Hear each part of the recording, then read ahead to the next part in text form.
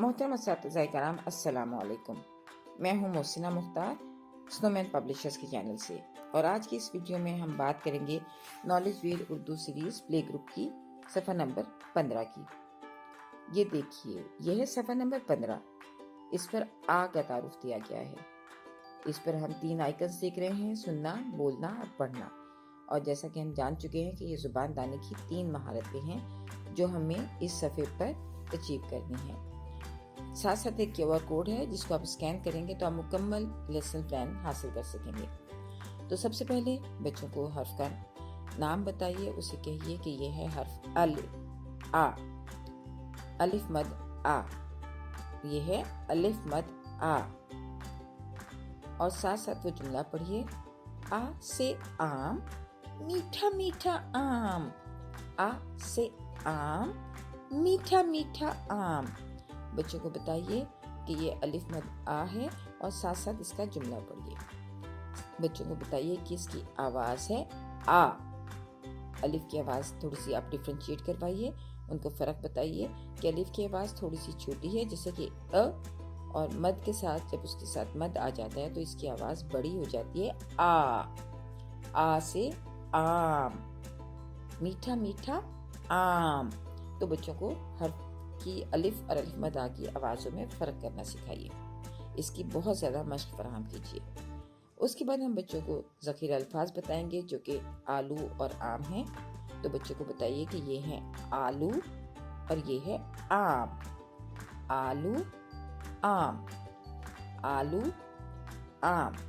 इन दोनों की इब्तदाई आवाज़ है आ आलू, आ आलू, आ आलू। आ आम, आ आम, आ आम। इसकी जो दूसरी है तख्लीकी महारतें, वो है हर्फ आ से शुरू होने वाली चीज़ों में रंग भरें। इसमें आप बच्चों को बताइए कि ये केला है, ये आलू है, ये आम है और ये आग है। और हमें उन तस्वीरों में उन चीज़ों में रंग भरना है जिसकी इब्तदाई आवाज़ आ है। तो आ आग, आ आम, आ आलू, इनमें रंग भरवाइए। फिर हर्फ आ पर दायरा लगाएं। हर्फ आ पर दायरा लगाएं। आप बच्चों को बताइए कि वो इसको देखें और तमाम हरूफ को पहचानते हुए हर्फ आ के गिर्द दायरा लगाएं। इन तमाम जो ये तमाम सरगर्मियाँ हैं, इनकी मदद से बच्चों को हर्फ आ सीखने में मदद मिलेगी। बच्चे हर्फ आ को पहचान सकेंगे, उसकी आवाज़ को जानेंगे और साथ साथ जो एक जुमला है, क्योंकि जो ज़ुबान दानी की हिरारकी है वो हर्फ, लफ्ज़ और जुमला है, तो हम बच्चों को जुमले की, आप कह लीजिए कि लिसनिंग यानी जुमले को सुनवाएंगे ताकि बच्चे एक जो जुमले की साख्त है उसको समझ सकें। फिर सफ़ा नंबर 16 जो है वो हर्फ की बनावट के हवाले से है। यहाँ पर हम हर्फ आ लिखना सिखाएंगे। ये लिखाई की मश्क है, लेकिन जैसा कि हमें मालूम है कि हमें सबसे पहले हवा में, रेत पर और इसकी बहुत ज़्यादा मश्क करवानी है ताकि बच्चे हर्फ की बनावट को समझ सकें और हर्फ की बनावट को जान सकें।